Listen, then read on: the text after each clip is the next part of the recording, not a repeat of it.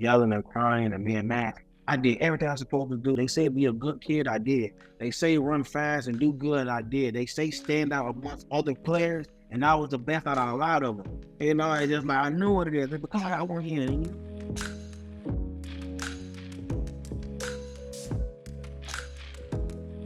Welcome to Willing to Fail. I'm your host, Peyton Bennett, as usual. Today we got a very special guest. He is not only the first one-handed player in D1 college football history, but he was also an All-American. He was the American Conference Defensive Player of the Year. Then he was drafted 141st overall in the 5th round to the Seattle Seahawks, where he joined his brother. And he was also, of course, the only one-handed player in NFL history. With no further ado, Shaquem Griffin. Welcome to the show. Thank you, bro. Thank you for having me today, man. It's going to be a good one. Appreciate you coming on. So I think most people have heard your story. I mean, I first came across your story and before it got a lot of nationality, like at Central Florida. So I was very excited to see you get all in the limelight for a while because your stories are so crazy. But for me, just as like an NFL fan, I knew your story, but without doing research before this interview, I didn't really understand like why you have one hand. So it's kind of hard to tell your story without starting there. So I guess if you could just tell the audience kind of what you were born into and kind of your situation. Well, just to give like a quick background of it, the way I was born, and I had, what it was, a disease called amniotic band syndrome, and which is initially is a thin tissue that wraps around my wrist, and it kind of caught up circulation. So that's how it kind of created where, as I was born, I had the 5 fingers, but with no bone density because of the lack of circulation that had during the when me and my brother was in the womb. And it's crazy because me and my brother, we're close today. We've been close all our life. We was close before we even got brought into this life. And the thing is why I'm saying it's just because, the doctors gave the option to remove that thin tissue from around my wrist, but because me and my brother were so close that we was always, every time we was moving into my mom's womb, we was always staying right next to each other. So it said if we would have moved the thin tissue, it could have wrapped around any other part of the twins. So my mom had to make the decision to say, you know what, instead of doing any of that, let's just keep it how it is and we'll deal with whatever comes after. And then next I come out with the 5 fingers, but it's just tissue. And during the growing up process, having them tissues on my hand created a lot of sensitivity because of it didn't have that bone density that can grab, that can punch, that can, have this certain type of whatever physicality to it. I couldn't really do much. All the way up to the age of 4, I couldn't do anything.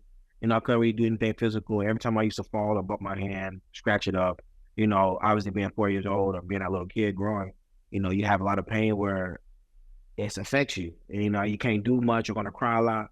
And I remember being that kid just looking outside the window, watching my brothers play football and go up and down the street, screaming touchdown, doing their celebrations and hanging out. And you like, I want to be there. Like, I want to be a part of that. And the fact that I couldn't at the time, obviously it's tough for any kid growing up. And there was one particular night in which me and my brother had bunk beds, and I remember just rolling back and forth on a bunk bed. I had to borrow the bunk, and I always tell people I had to borrow the bunk because I was the favorite child, but now you hear this first. I would just remember rolling over, and I bumped my hand on the wall, and I woke up screaming and crying, and I ran into the kitchen. I caught on top of the counter drawer, took a knife out, and tried to remove my own fingers, and before I was able to move my own fingers, my mom stopped me. And, being a parent now, honestly, I didn't know how traumatic the experience was then for my mother. Now that I'm being a parent now, it's like, I see my kid doing something like that. I'm like, oh my goodness, that I will be shaking. And, my mom and my dad had to make a huge decision to the next day having my fingers removed. And during that process of having my fingers removed, that's when, now I do motivational speaking and stuff now. So I always tell people like, that was a moment where I had to cut something off to gain some sense of freedom for me.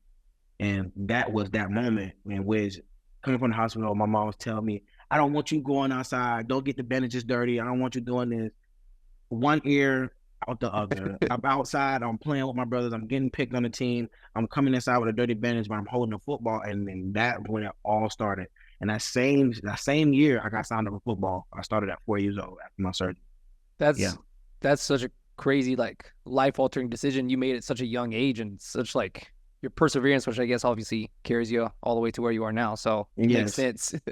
So you growing up, like then you get to 4 years old and you start playing football and doing all those things. Like, what is kind of like the stuff that you're having to deal with as a kid that your brother's not having to deal with? Like, are there people picking on you, or how are your parents being supportive in that process?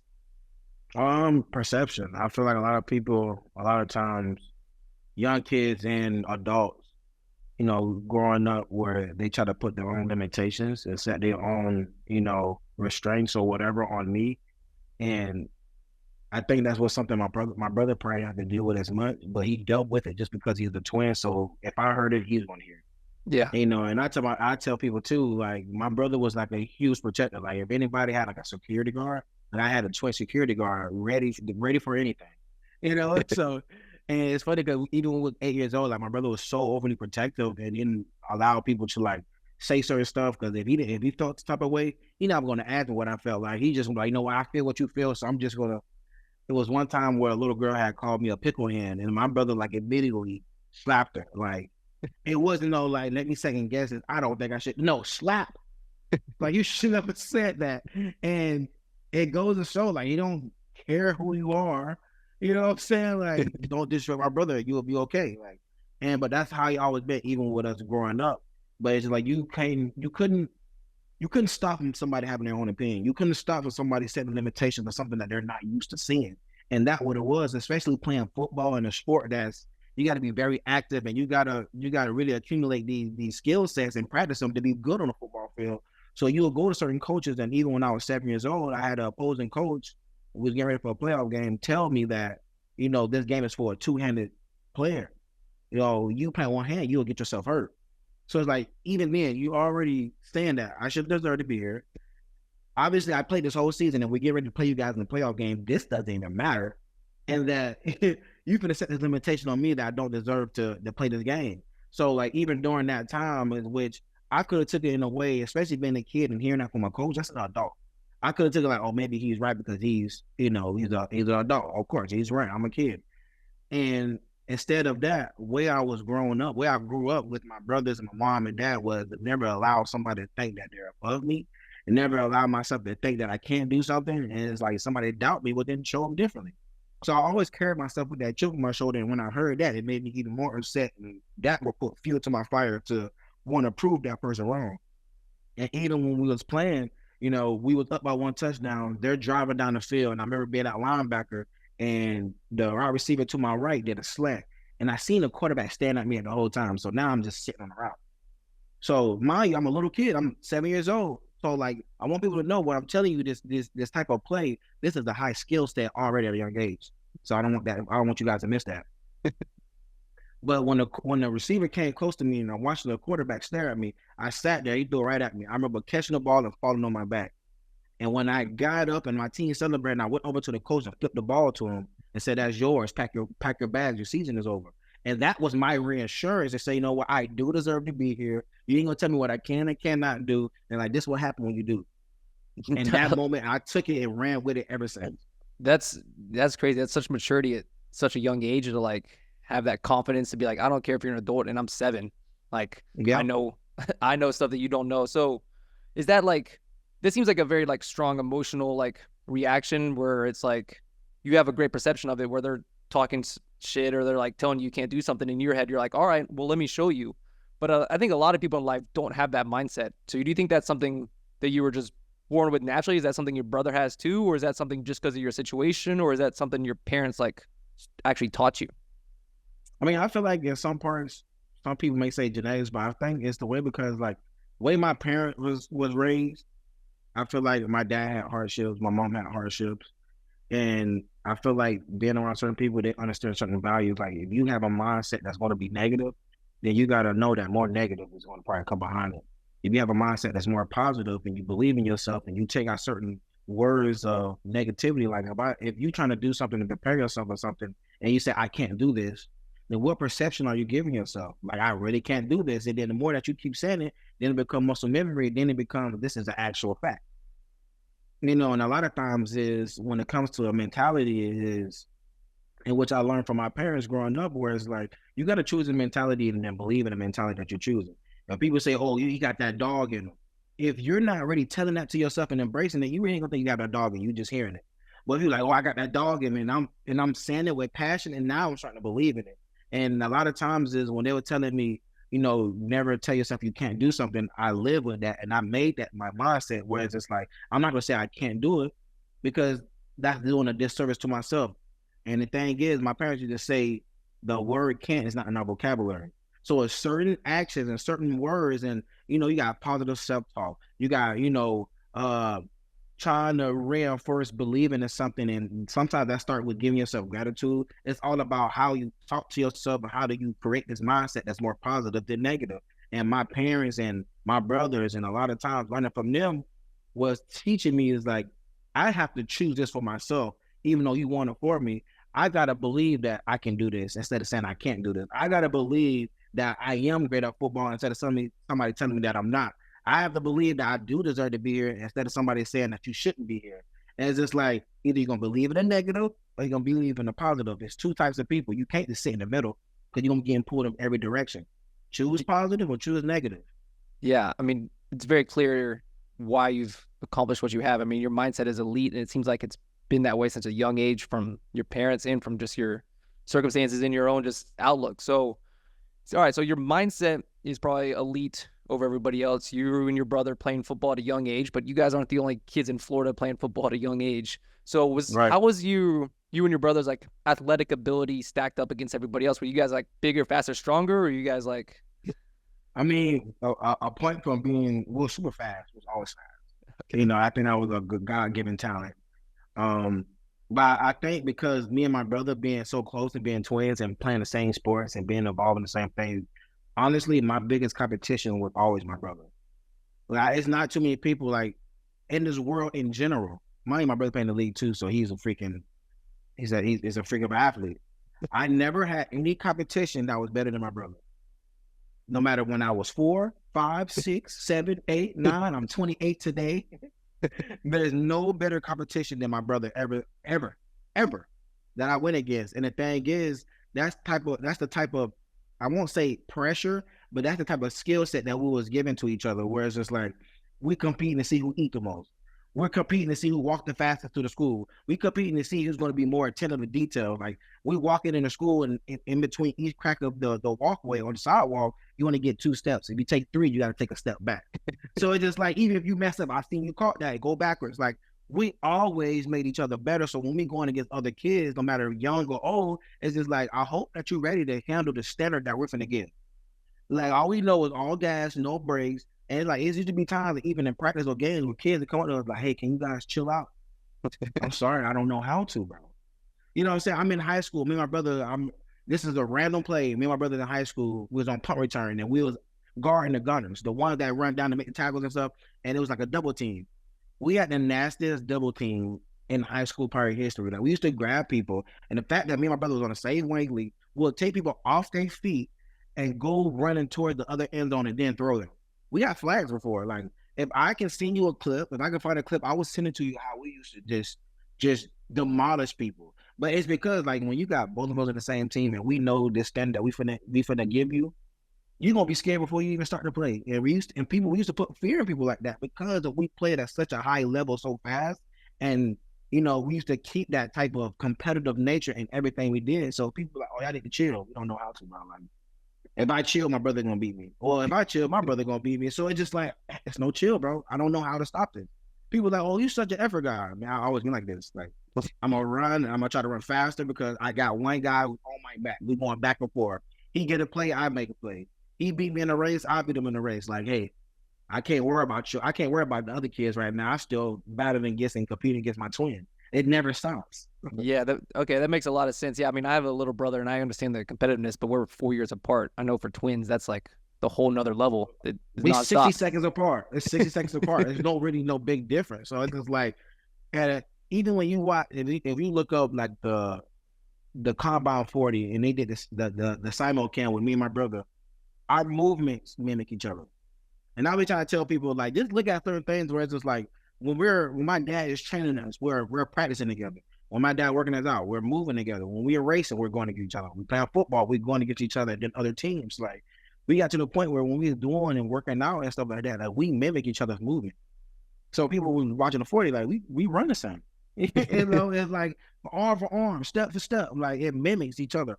And that's just how we always been. There's so many stuff where it's just like I can do a drill, my brother can do the drill. And even though we're in two different spots, our movements are same. Yeah, I mean, that's so perfect because like in any great team, they always talk about like the competition within the locker room, right? You want to find someone like to compete with, but I mean, you guys are literally like competing with each other and everything all the way. And like, I bet people are even competing to compete with the level you guys are at. and even fact they trying to catch up. Me and my brother is not worrying about them catching up. We still like I gotta work harder to get you back. So it's like we always progressively going up. Like so for us to even, you know, go through all the process of college, I mean high school, college, the NFL, it's just like our competitiveness that we had against each other what allowed us to kind of over display amongst different platforms and different stages because we really didn't see other competitions like that. And we didn't care about names. We didn't care about your stats. We didn't care about, all we cared about is when you do this rev, you better give your best. Because if you don't, you're going to lose. And then that's the thing where it's like, we always knew if you don't do your best right now, that may be the refuge. So it's just like, we can't not give all out, give it. Even if you're tired, you better give it because he may be tired too. But it's like the person who's gonna give the most is the person who's gonna win the rep. Hey, you get me fired up, man. You should do some coaching too. Yeah. Oh, I got asked. Stan Fran gave me an offer to come coach when I retire. But I'm just not ready for that. That's too fast. Like you put that commitment to football, it's time to say, you know what? We're walking away from football. It's trying to kind of put more into myself and things outside of the football world, and still trying to find ways to help people. So. All right, so back to your football career. So after high school, like, are you and your brother like pretty highly scouted recruits? What was your whole recruiting process like? I was a 3-star. My brother was a 4-star. We was recruited pretty well, but you know it started off kind of shaky because of, you know, a lot of teams didn't know that my brother had a package deal, but obviously it wasn't because he did this when like 11. You know, pinky promise with the kids like, hey, we gonna go to the same school, we gonna get the same degree. You know, we gonna go to the little league. We got to marry twin girls, live in the same house. Honestly, we like 90% proof on that besides the twin girls part. So that's really not that bad. That's a pretty good, solid, pinky promise, you know? But, you know, his first offer was University of South Florida, which is in Tampa, which is considered like a home team type of thing because St. Pete and Tampa is damn near the same. And I got offered by like UMass, University of Massachusetts was my first offer. And the University of South Florida coach called my parents and was like, we want Shaquem to attend the camp. We getting all our scholarship guys and all like our offer guys to come to this camp. And they said, bring Shaquem too. We want to look at him more. And in a sense where it's like, okay, they didn't care about my film. They didn't care enough to say my film could have got me that scholarship. And we ended up going to the camp, and on our way driving up there, you know, my brother had told my mom, was like, hey mom, I don't want to participate in this camp. I'd rather have my brother participate and get all the shine. And usually my mom don't play that. Like if she pays for something and we go somewhere, like you're doing it. And my brother was like, no, I shouldn't. Like let the focus be on him because they need to see what he actually can do. And then obviously hearing it twice, my mom was like, okay, I respect it. I see what's going on. And when I got to the camp, coach was asking my brother, why you're not participating? You know, we want to see more of you. Like my brother like, nah, watch my brother. And literally, you know, after warm-up, we start doing one-on-one. I'm talking about rep after rep. I'm grabbing guys by their necks, by their chest. I'm jamming guys up, you know, and then now I'm feeling myself. All right, I only got me like 3 reps in. I'm jamming the wide receivers up. I'm like, okay, it's time to keep talking my man. And then now my brother talking Travis like, yo, we came here to get some work. Like, where's the work at? Like, where's your best recruits? Like, I thought you said scholarship guys. This look like these guys still trying to figure themselves out. Like, give us your best recruit.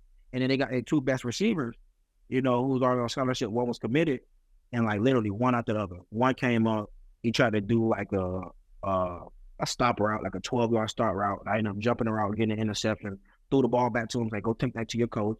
And then the second one came up, and he tried to do like a 9 route. I guess this guy didn't know I had speed. I ended up running past him and ran under the ball. Another interception. Hey, take this to your coach and tell him like, yeah, y'all figure yourself out. And the next thing you know, I ended up winning the MVP of the camp. And then the head coach, I was the only person to go up to the office and speak to the coach and whatever. And then they gave me a full ride scholarship, and I turned it down because you didn't believe me in the first place. I had to come do this just for you to say, okay, you can come here. That's too late for that. That means I would have came here and I can't trust you. I was like, I appreciate the offer, but I can't do this. And I remember looking at my mom and my brother, and they just smiling like, yeah, we all the popping now. Like, but that's that moment that up to that. And it had to be, and it had to be seen, and I had to have a chip on my shoulder and believe that I was going to go out there and do that, because it kind of just put me into that space where it's like, either you're going to believe in what I can do and you're going to get a gym, or you're going to be the one that's going to miss out.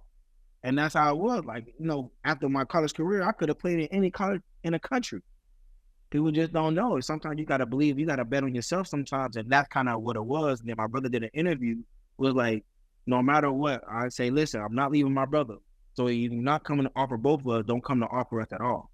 And it was simple as that. My brother ended up having like 35 offers. I had like 26.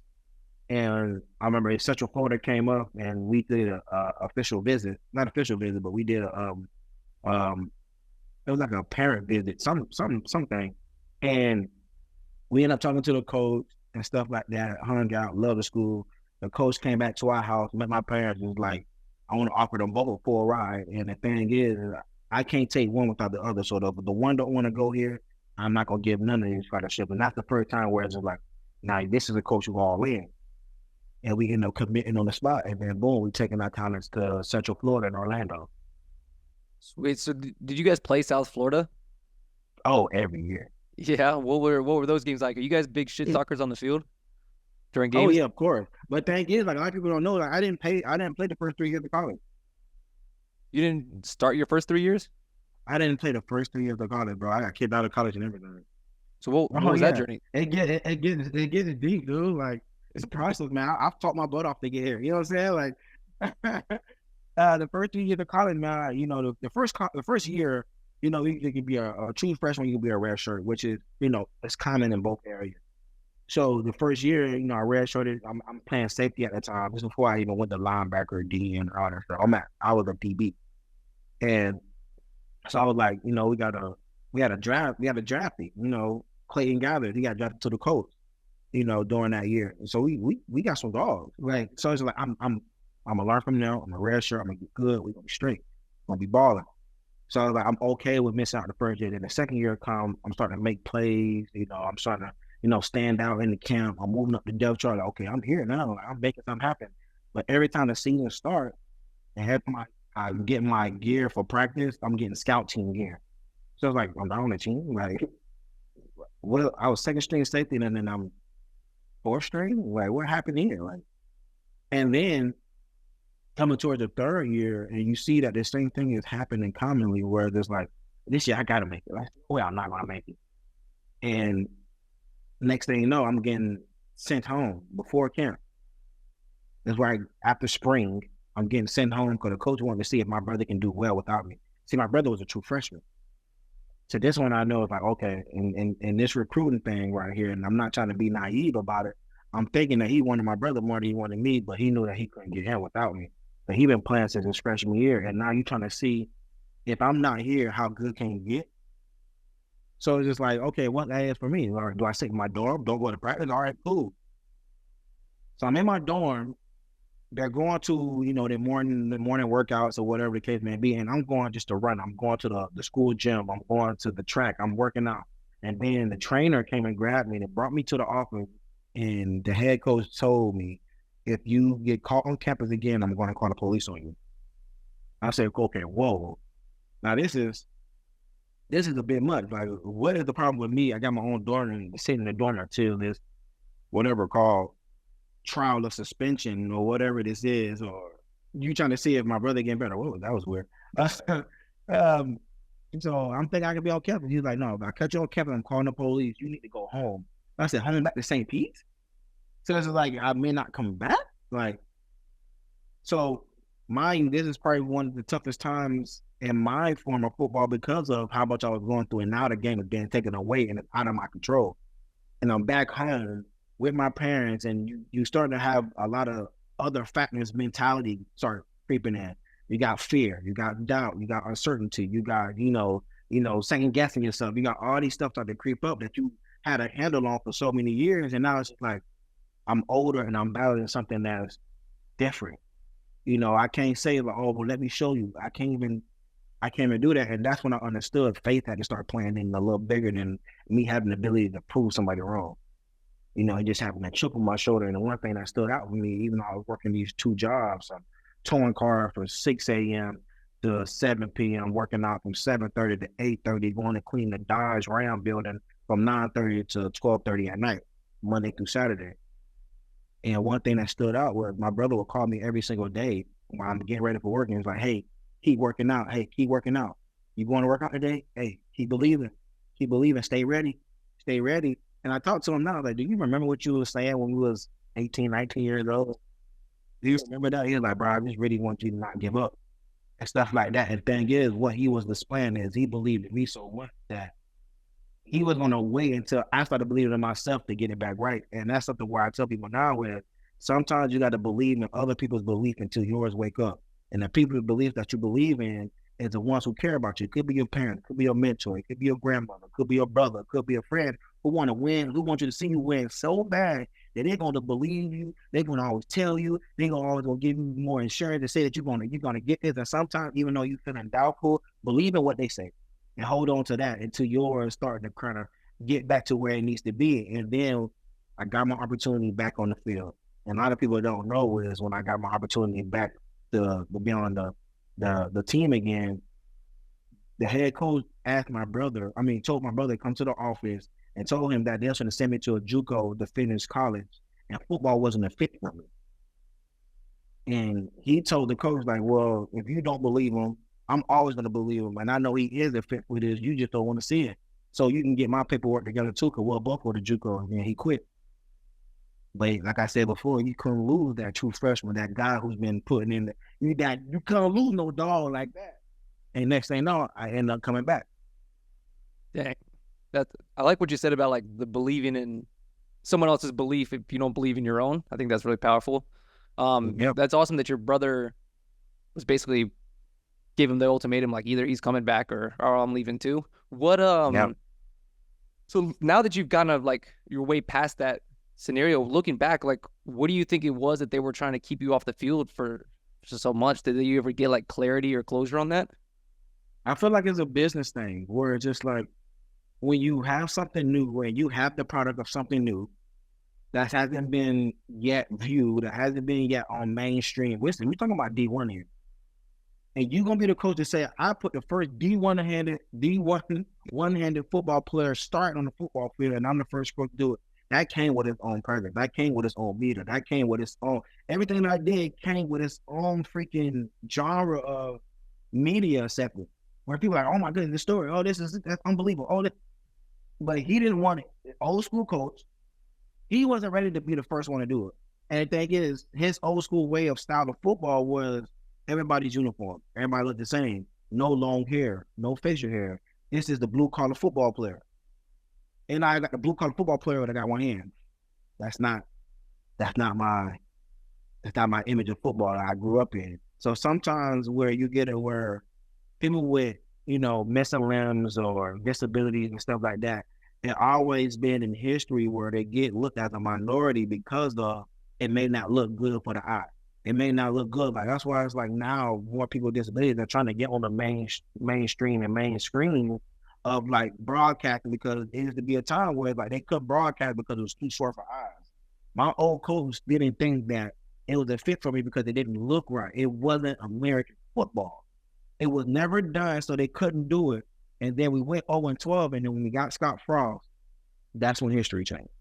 Okay. I mean, yeah, that old way of stubbornness is kind of ridiculous, especially when you're at a middle of the pack school like Central Florida. It's like I feel like something like that could help you so much in recruiting and media and get you. But the thing is, this coach was not only the head coach, but he was the athletic director. He had too much power. Too much power. Okay, so then you go 0-12, then you get Scott Frost there. Then what is it like when you finally get to start and play? I mean, Scott Frost was just a total refreshment. Like he brought in new life, young, new acceptance, second chances, start over. I remember I first met him because a lot of people was like, "Oh man, tell Scott Frost to keep me," all the old training stuff. No, all y'all gotta go. There's this clear house, Scott. There's clear house. And I remember he was like, why didn't you play? We watching your film and all the coaches was like, shot with your speed, shot with your hitting ability, shot with your awareness. Why haven't you been playing? I said, how many words you need? I was like, what you want me to say? He's like, well, we're not gonna view that here. He's like, this thing is something special here. We're gonna move your position to outside linebacker. What you think about that? I said, Coach, I don't care if I play kicker. I just want to play football. And it was like, keep that same energy. You're gonna play a lot of football. And I was like, I walked out the office, a new man. Like, here we go. This is all I need. Give me this a little shot. I'm like, and I'm gonna take it like it's everything. And that's exactly what happened. And like my first game that I started, like, so nervous. My brother's a senior now, so imagine how long I've been waiting to even get back on the same field. So you're considered a freshman at this point? I'm a redshirt junior. Redshirt junior with no playing time prior. I think I got special teams a year before, but that's when we was on 12. Like anybody gonna play. Like the cheerleaders can play if they want to, but besides play. But when Scott Frost came, it was my first game. I had so much anxiety and so much like this nervousness, even though like I knew I was gonna make some plays, but it's just like in the beginning, the first couple of plays, I was like so nervous. I remember chasing the ball backside and I'm throwing up, chasing the ball. Like imagine you the running back running away from somebody literally like just barfing all over the place behind you. Like you better not stop or you gonna get thrown up on your back. Or it was crazy. And I remember going to my brother like, I can't breathe like this too much. And he's like, bro, you couldn't breathe. You won't be able to talk. Like relax. Like relax. Play football. You waited too long to mess this up. Like just go have fun. I'm right beside you. Go have fun. And literally like next play, sack. End of the game, 3.5 sacks, forced fumble, 5 tackles for a loss, 14 tackles, and my brother had like an interception or something like that. It's like next thing you know, the next morning I'm driving to my class, and me and my brother's on the radio. They saying, "Look at the Griffin twins starring at the UC." I was like, "Oh my God, I didn't go famous overnight." Like, and ever since then, bro, it's just like it's skyrocketing, bro. Like I'm on billboards, I'm on cop cars, I'm on, just. My face is plastered at Magoo. My place plastered at restaurants and bowling alleys and all types of functions downtown, in town, out of town. And it was just like, it's insane. Like, yeah, it was nuts. It was nuts for sure. All that hard patience paid off, it seems like. Got just one little small break of just getting a fresh new coach in there kind of changed everything for you. What, at college, was that your biggest highlight or your most fond moment in your college career, or was there something else? What, playing? Yeah. Yeah. I mean, yeah, of course. I mean, I feel like, yeah, playing. I mean, I think my last year, that undefeated year when we won nationals, like, we will claim national championship. But obviously, we was on the team who didn't lose in the whole country, but that's college football, whatever. But besides that, like I feel like that was my funniest year, where going undefeated, feeling the love, feeling the atmosphere, feeling like what I'm doing is making a difference. Like, and the thing is, I didn't even know I was motivational. That's the crazy part. Like, something where it's like I always wanted to find a way to serve and help people, and I didn't know I was already starting to by just doing what I love and having faith in it. And I was like, who knew how big that was for people just to see it and be on cool, like, being broadcast. And I feel like that year when I went undefeated, where I finally was able to put in something that I learned and was able to teach it to my teammates, was like, bro, we all literally believe in one thing. I promise you, bro, no one's going to stop us. That even when we feeling like we down, if we all on the field feeling the same type of way, I feel like we can figure ourselves out. And I feel like I'd rather go fight for that last string of grass with you guys than the other guys we're going against. And the thing is, like, even during the camp, like I slept inside the facility for 2.5 weeks. Where it's just like I'm full access 24/7. If you need me, you got me. If it's not just film, okay, cool. Want to lift weight and talk? Cool. You need stuff to get out your mind? Cool. Like down for my receivers, DBs, quarterbacks, like, and that's when me and the quarterback got real close, and we was the captains of the team. And even when he was going through stuff that was more than football, we was able to talk through it, and that brought him closer to me. And it's like we was able to display that amongst any team. I mean, not any team, but any player, no matter if he's a freshman or redshirt senior, walk on. Bro, you was viewed the same. Because, like, thing is, I know it's important just as well as the freaking starter as me. Being a starter who's always going to set the example, always going to run, who's always gonna give effort, who's always gonna just run his butt off in practice. It's like if I'm gonna do it, I need to walk on the book because you just as important as me. I know they said the scout team, I need you to do that same thing because you just as important to me. Because when I leave, you better keep this culture and don't let nobody screw it up. You know what I'm saying? I'm for you and you for me. As simple as that. It's one team, one heartbeat, and you better live by it. And when everybody was on that type of energy, dude, we was balling.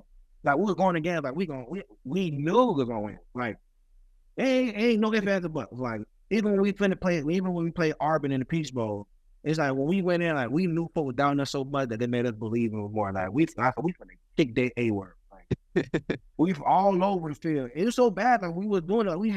We had old linemen like, hey, bro, what can I do better? Bro, they don't talk to me until I'm done with you. Like, you know what I'm saying? But we all felt that, like, oh, here it is. We all on one page. And when you got a team with all cylinders, offense, defense, special team, everybody believe in it.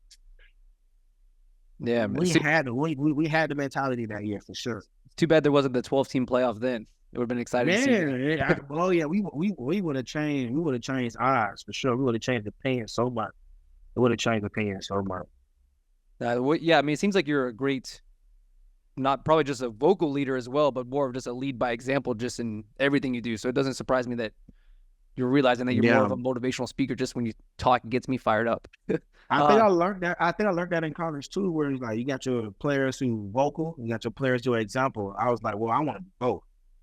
You know, it's like at first I was just the vocal person, but I was just like, man, if I'm gonna tell people you need to freaking run, well, Keem, you better go. The ball wait on the other side of the field, you better go run. And I used to tell myself, just do it. And I chase the whole ball down, punch it out, and the coach is like, oh my goodness, are you ready to do that? So now I'm in practice. We watching the practice film, and the only thing they're gonna do is show all my tapes. So we just running.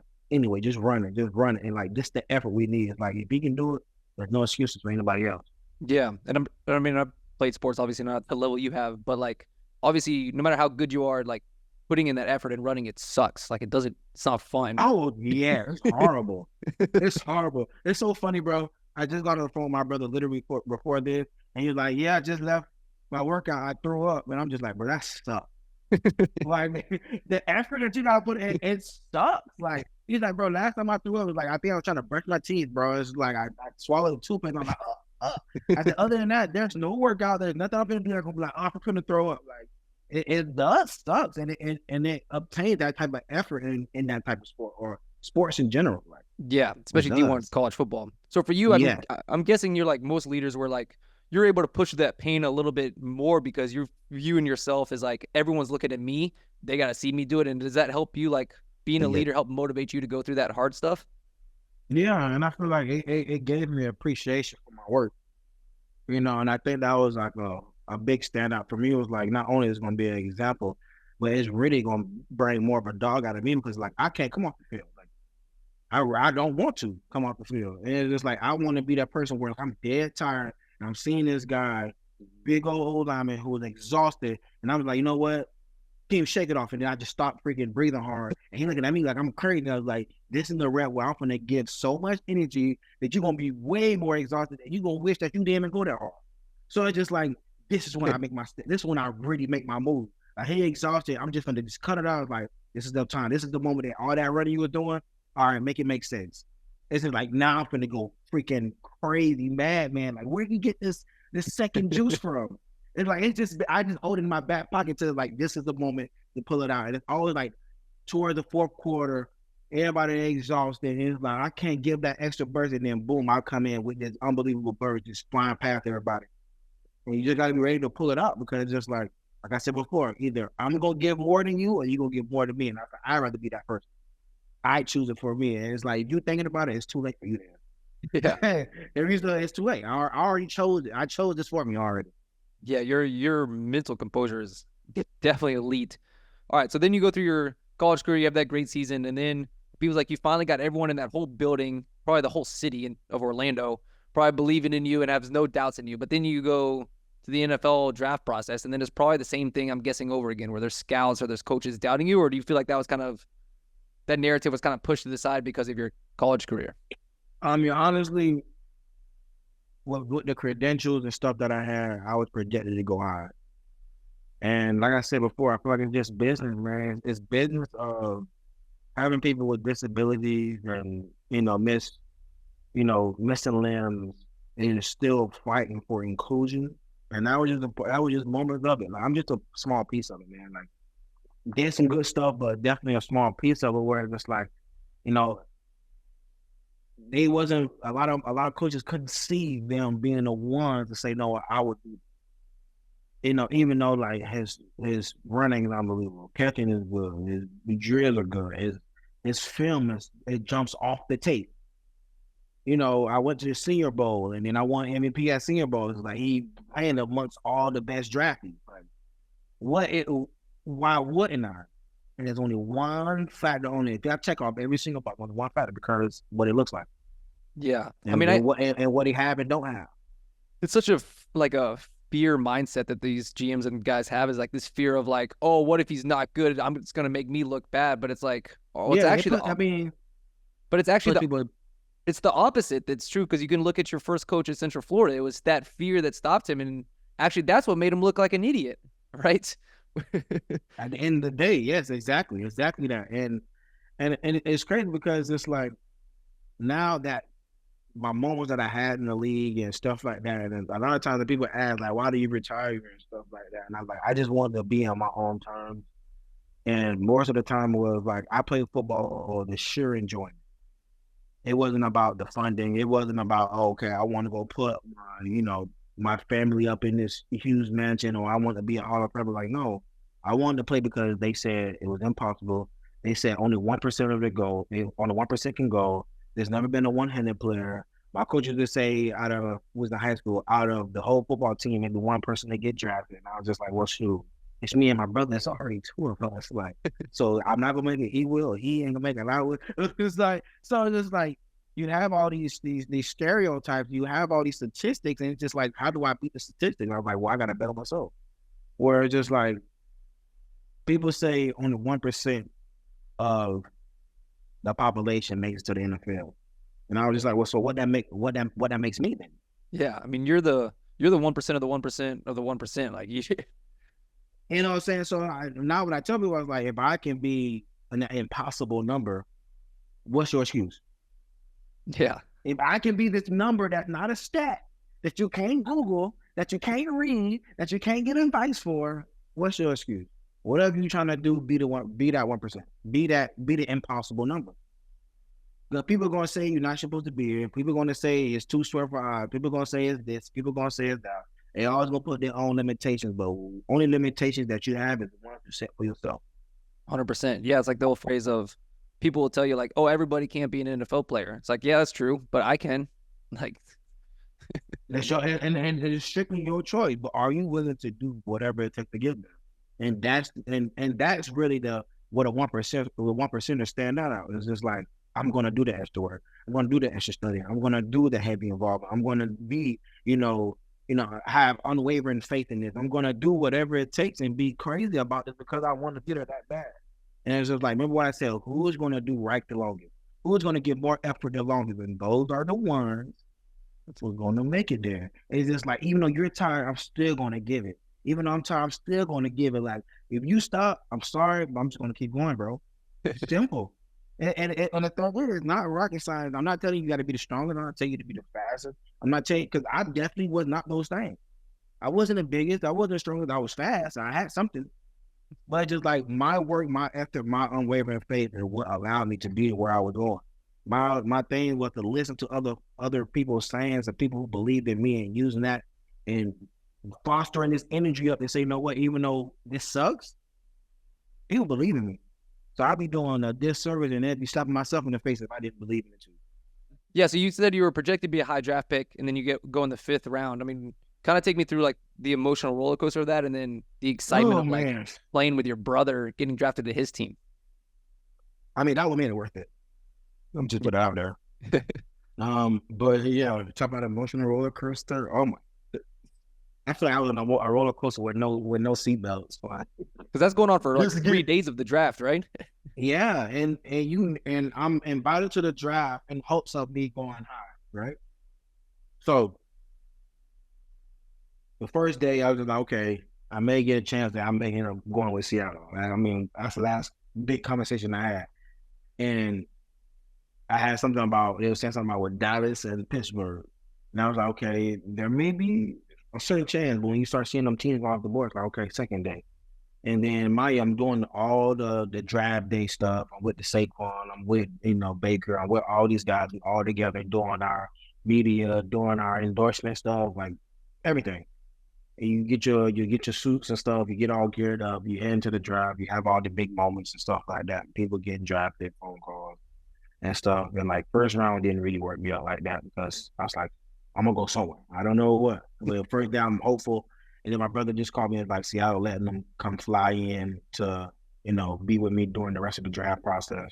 But I was amazing. So after the first round, he came in for a second round of stuff.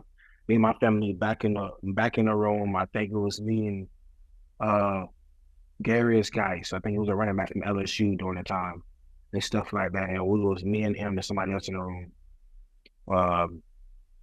And the camera's all in your face.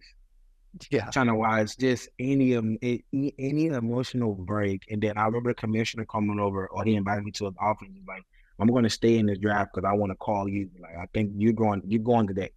And I'm like, I hope so, man. I hope so. So it's just like, now my hopes up a little bit because I've been speaking to the commissioner. I'm like, he knows what he's talking about. So like, yeah, we're going. Like, I'm, having me a drink. Good. I'm over there doing my little dances and stuff, like trying to act like I'm just not even tripping about this. And then I remember when the day was coming to an end, I was just like getting frustrated. Like, my brother was like, just walk out for a little bit. I guess he kind of sensed it. Like, let's go get some food. He's going to get some food. And also I was like, man, I don't know why this not happening. Like, this ain't right. Like, I did what I was supposed to, like, what is all of this? And I think it didn't really hit me until I got away from the camera. And then I had like a little moment where it's just like all the emotions, all that fear, all that stuff that's like I was battling.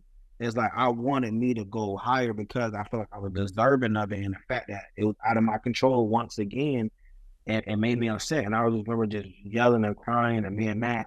This ain't right. Like, I did everything I was supposed to do. Like, ask me what I needed and I got it. Ask me what I was supposed to show and I did it. Like, ask me about my accolades and I bet it's on there. Like, ain't nothing that I didn't do. They say be a good kid, I did.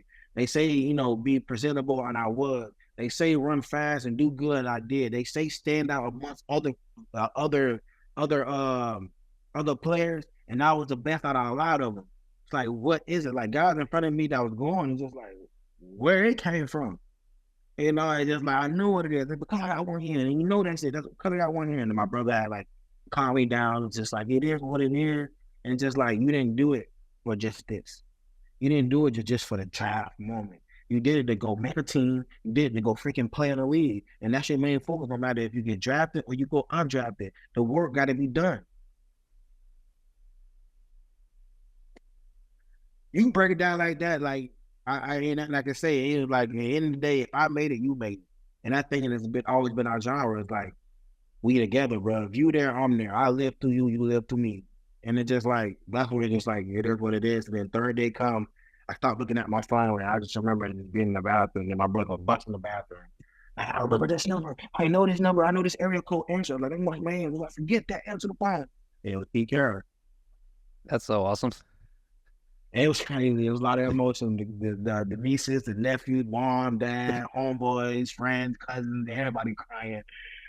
Sister-in-laws, everybody just like, the camera guy was crying, dude. Like, it was nuts. Like, everybody's in that room freaking crying. Like, everybody in that room knew it was big. It was just like, you know what? You just made the draft pick. They called me back to the draft to walk the stage. And I'm probably the only pick ever in history to walk the stage at like 4th round, 5th round. Wait, so right? I walked the stage for my draft pick. Where was the draft that year? Dallas. Okay. So where were you when you got the phone call? I was in a hotel. Okay, so you hit the hotel and then they call you to go back? I didn't want to go back. So I was like, bro, nah, I ain't going back. I ain't going back. And then when I got drafted, I wasn't drafted. I said, well, you want me to sit there and just be in front of all the cameras? Like, no, I just want to be with my family. But I ended up getting drafted. And then they like, and you come back? I was like, yeah, I'll come back. And I did like the whole media thing. I'm jumping with the bag. Everybody crying, going crazy. I was like, I think Seattle is an awesome place to be. And I was just like, it's crazy because I could have went early and been somewhere different. And I think the Lord knew in my heart that football to me was kind of on my brother. That thing, that was like, there was no moment in football that was, okay, better than playing with my brother. No matter if like, when I left Seattle and had to go play for other teams, like when I left Seattle and my brother left Seattle, we wasn't together no more. It was just us just moving around. Us just like playing it because we're obviously good. And I was just like, I told myself, if I'm not having the level of experience and fun with football, I'm just like, well, I'm gonna just hang it up. It's like, I ain't gonna talk to nobody about it. I'm not gonna confide. I'm not gonna second guess. I know the feeling that I want in football, and if it's not that, I ain't gonna do it. And I have moments where I was like, okay, I'm gonna sign with Jacksonville. I'm gonna play with my brother. And it's like, even when it didn't work then, and they had their own certain problems, I was like, I think it's getting to the time where it's like my purpose is serve here, and it's not to serve others in other ways. And that's why I ended up becoming an advocate for disability. I ended up doing certain stuff outside of football because it was time for me to hang it up and walk a path somewhere else. Like I had it at the highest level. I had the most fun. I had the most crazy experiences playing alongside my brother, and I didn't want to play football just for money. And I wasn't gonna sell myself like that. Yeah, I mean, it sounds like Even it's though, don't get me wrong, like we made a lot. You know what I'm saying? So it's just like I'm not telling for other players, like, okay, we got to listen, make it, bro. You know, I had a different opportunity, so I had to look a little different transition from other players, where it's like I had opportunities outside of football. So you know, I don't want to just teach other players. Like, hey, just leave. Like, no, make sure you have your affairs and stuff in order. Make sure you have, you know, yourself situated before you just jump the gun. You know, I thought a lot before I made my decision, and knew that if I wasn't going to have this high experience of football, then it was like, I'd rather just watch it. Yeah. I mean, things it's definitely all meant to be. Like, I'm sure if you had the choice looking back, like you would have decided to be drafted later to play with your brother than drafted in like the third round. Every time. Yeah. Every time. Because I could have went somewhere else and then not even been happy. I would just been, you know, I remember I watched the Johnny Manziel documentary, and just like how depressing it was not really feeling how you used to be in college, like that, Yeah, that being sense alone. of safety, security, and being alone. Like it's real, and that's a mental thing. And it's just like I didn't never feel alone. I was like I had such a great experience at the NFL, and so it's like once you start going to other teams, I don't really see that. And it's just like, but you start to understand every football player is the same. Like people have enjoyment of football in so many different ways. Some people enjoy football because it's their escape for whatever trauma they're going through. You know, football can be this is my way out to help my family. You know, some people say this is football because they said I couldn't play and they said it was impossible. So it's like, man, I'll make it possible. It's everybody different. Some people play because, hey, I like playing with my brother and we always play football in the streets together. And that's take it to the highest level, bro. You know what I'm saying? But everybody thing is not the same. Some people like, I want the gold jacket, whatever it takes to get the gold jacket or a Super Bowl ring. People will jump team to team just to get a ring. They don't care how much fun they have. You know, but everybody got their own experiences in that profession. Yeah. So yeah, I can definitely see what your just enjoyment of the game and being with your brother. I was gonna ask you, what is your highlight of your NFL career? Whether it's getting drafted, I mean, from a fan, I guess a fan would probably guess that it'd be sacking Aaron Rodgers with your brother. But I know that's in a playoff loss, so I don't know how enjoyable that moment was. Man, plays are plays, bro. Like you win some, you lose some. Some people win Super Bowl, some people don't. You know what I'm saying? Aaron Rodgers was definitely top notch. Like, but then again, I got to you, I had some plays in Philly that was super electric. I ain't gonna tell you, definitely Aaron Rodgers.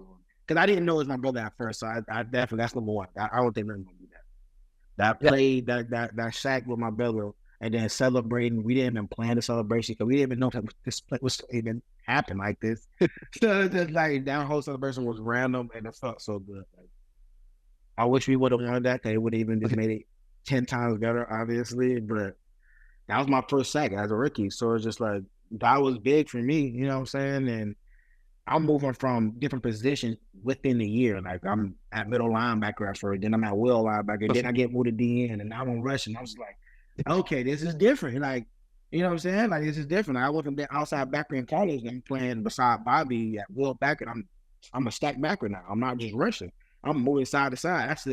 big boy position, man. Like you got to take on some guards head to head, and it's just like I like rushing. I like getting after the quarterback. I like guarding people, but you got to adapt to your circumstances and your team structure. So I like how Dallas does with Michael Parsons. That's the type of player that I thought I was going to use that as a person who can get moved around and make things open and shake like that. But hey, Well, you're clearly just a football player. It doesn't seem like it matters where they put you on the field. You're just going to be high motor, uh, getting after it anywhere. yeah, I just want to make players. What drives you now, and what are you most excited for the future? Just making change. I feel like that's what I started with. And I used to tell my mom when I was younger I wanted to be a motivational speaker, but obviously saying that and doing it now, I didn't know how it was gonna come about. And as I'm getting ready to transition, I started reading a lot of more books. I was like, okay, I'm gonna be an entrepreneur. Like I feel like I love talking. I feel like I know I can get into rooms and let my energy feel felt. And I was just like, you know what? Let me learn about technology. I was like, I wonder how I would be in a room in that setting. And I ended up like reading certain books about angel investing. And the next thing you know, I end up, finding my first tech company called Smart Arm, which is an AI powered prosthetic.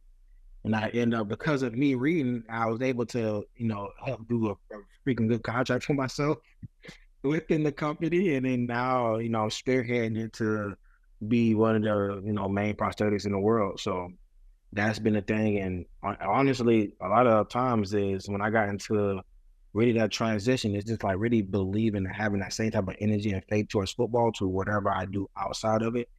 And I think that's what been helping me the most, because obviously with businesses and stuff like that, it's ups and downs. And I'm a part of a lot of stuff in sense of real estate. I have a transportation business, a trucking transportation business. I'm into tech, like I said, with Small Arm.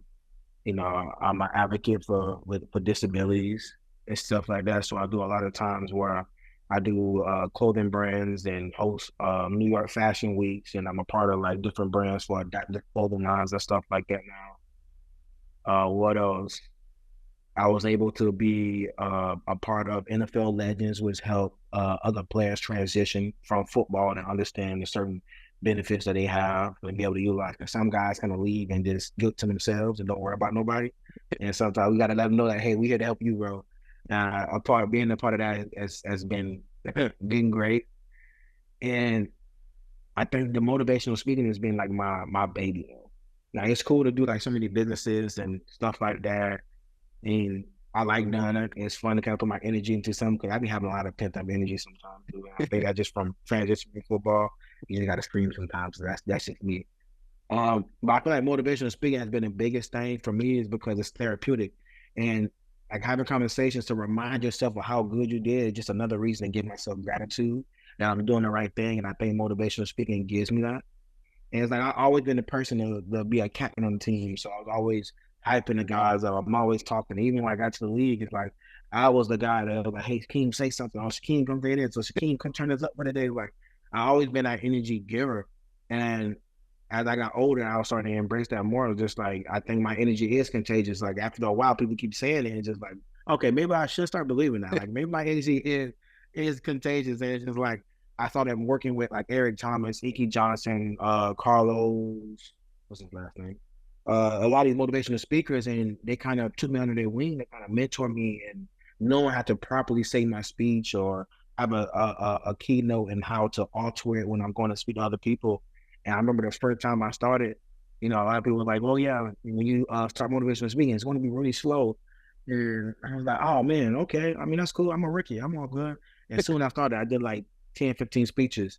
And then I've been doing it for 2 years, and I did over 30. And I tell people, it's like, I mean, you did so far. I'm like, yeah, I'm on like number 27. It was like, what? 27? It's like, I did my first started, like, it took like 5 years to do like a certain amount. And I was just like, yeah, I mean, I honestly thought it was moving kind of slow. I told my agent, ramp it up a little bit. Like, what audience is your yeah. favorite to give these motivational speeches to? I would say kids. I like talking to kids because they take in a lot of information more clearly, but I don't honestly, it's hard to say what's my favorite, because I speak to all of them and I get the same type of feedback. But I feel like it's definitely kids. for sure. It's my favorite. I like kids. I love kids. I want to see the best for them, regardless. Kids are the most innocent thing on the earth. Yeah. So I always like to give them game too. And then they're not as arrogant as adults get. You know, Not as kids are more stubborn. humble. Yeah, they'll take, especially when they know you, they'll take the information for sure. But I think I like certain business events too, of like hungry go getters. Like, you know what, you on your way, and I'm trying to just remind you that you're on your way, and that why you should continue to keep going. And I like where people, where it's just like, okay, I like to talk to them because it's just like, you know, you're hungry, you're humble. And it's just like, you came here today because you needed something to give you just that extra little push to go, you know what, this will be my year. And you know what, I'm going to do better than what I was last year. And I kind of like that. And I spoke to other, you know, Fortune 500 companies, more competitive, more, you know, business type. And I was like, that's cool. But it's just like, I don't like how to just talk about how, you know, you got to be able to, you know, give yourself a certain type of energy because you're gonna always gonna have somebody behind you that's trying to take your position and stuff like that. Like, I'm a person who's like, man, shoot, I'm a person, I give you game, but it's like, you better be really good, because if you think you're gonna challenge me and beat me, just remember who taught you. But like, you know what I'm saying? Like, it's cool. But then again, like, some people don't like to hear certain things like that, where it's just like, you know, I'm a believer you gotta teach game to really learn game. It's just like, if I'm always teaching it, there's no I'm learning more. Yeah. And some people are just like, oh, don't teach them nothing, because if I don't teach them nothing, I'm always gonna be good.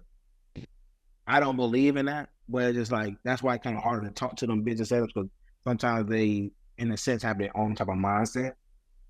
It's just like, well, I made it this far because of this. I'm not here to change anything about you. I'm just here to give you a few gems, and you can take it with a grain of salt and adapt to what you see fit. Well, I was just like, I was just like, that's why I like the football players that obviously they get and do work with each other. It's because not only that I'm teaching you some of my stuff, you teach me some of your stuff, I can learn some stuff from you. And that's only going to increase my game even better. Now, the thing is, it's the effort and work you put into it. You know, if I'm always teaching, I'm always doing work, and I'm always crafting myself, well, then I'm doing more work than you anyway. Now, if you want to feel like you know it all and you can't teach nobody nothing, then maybe you think you know something that you ain't got to put in that much work. It's going to catch up with you. Yeah. So it's just like I said, it's all perspective, but from a tier of who I like to speak to and why, and you know, whatever, it's definitely that kids, hungry go getters, and then like that Fortune 500 freaking business class who's competing for the next big thing or competing for the next raise or whatever. Yeah. I work in sales, and we've had like Eric Thomas come and speak and fire us up. And I think sales is a good group because it's kind of like that same thing. Some people are like, don't want to teach what they know, their secrets. But it's like, for me, as a leader in sales teams, it's like, I learn a lot by teaching. Like, me going over and reteaching it reprograms it in my brain of like, oh, I need to listen to myself. I need to do that a little more. Learn how to do it better. Yeah, you even learn how to do it better doing that. So it's like, see, you get it. As I said, like, some people just don't like, oh, no, I can't show you nothing. Like, no, I can't tell you that. Well, you're going to take my stuff. Buddy, it's all good. I got my own swag too, bro. And like, you know, and it's good to take advice from here and there. Like, I got my own swag. Everybody got their own swagger. Like, but yeah, it's just a yeah, scarcity you're right. mindset. Right. But yeah, exactly. Well, I appreciate you coming on. That was all the questions I had for you. Is there anything else you'd like to plug or tell the people where to find you? Oh man, find me on all socials, man. Instagram, Shaquem_Griffin, Twitter, Shaquem Griffin. Everything's pretty much Shaquem Griffin. You know, make sure you see that on official checks. There's a lot of scamming pages out here. Be on the lookout for a movie, man. Is starting to put more. We put more emphasis on it now. We was with Team Imagine company at first. We ended up cutting our deal out with them, and we're not using it no more. And we opened up the market for bigger and better, and people was going to take our stuff serious. So we ended up meeting with Michael B. Jordan Production Company, and we just did some stuff with TMZ to kind of get it going more. So now we started getting a lot of phone calls. So be ready for a movie. It's coming. It's not just no docu-series. It's not no Netflix series. We going all for it. So.